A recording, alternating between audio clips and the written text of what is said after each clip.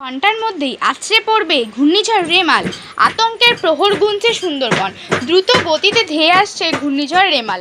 আর মাত্র কয়েক ঘন্টা, তারপরই আছড়ে পড়বে এই নতুন ঘূর্ণিঝড়। ফলে চিন্তায় ঘুম উড়ছে সুন্দরবনবাসীর।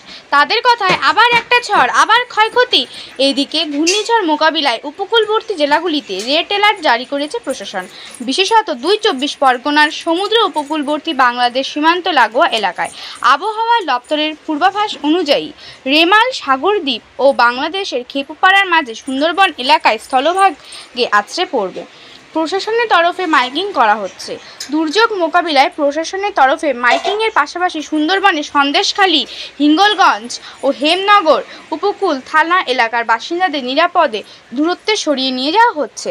বাংলাদেশ সীমান্ত লাগোয়া বাগদা ব্লকের হেলেঞ্জা এলাকার মানুষজনকেও ইতিমধ্যে নিরাপদে দূরত্বে সরিয়ে নিয়ে যাওয়া হয়েছে। নবান্নের পাশাপাশি বসিরহাট জেলাতেও খোলা হয়েছে কন্ট্রোল রুম। অতীতে আমফান, আয়লা, বুলবুলের মতো ঘূর্ণিঝড় চোখের সামনে দেখেছে সুন্দরবনবাসী। ক্ষয়ক্ষতিও হয়েছে প্রচুর। বাড়ি ভেঙে পড়েছে, নদীর বাঁধ ভেঙে গ্রামের পর গ্রামে চাষের জমিতে ঢুকেছে নোনা জল। দিনের পর দিন গ্রাম ছেড়ে থাকতে হয়েছে বিধ্বস্ত এলাকার মানুষজনকে। এখনও অনেক আগের ক্ষতিপূরণ পাননি বলে অভিযোগ। তারই মাঝে আবারও একটি ঝড়, ফলে চিন্তায় ঘুম উড়েছে সুন্দরবনবাসী। প্রশাসন অবশ্য জানিয়েছে বিপর্যয় মোকাবিলায় সব ধরনের ব্যবস্থা নেওয়া হয়েছে।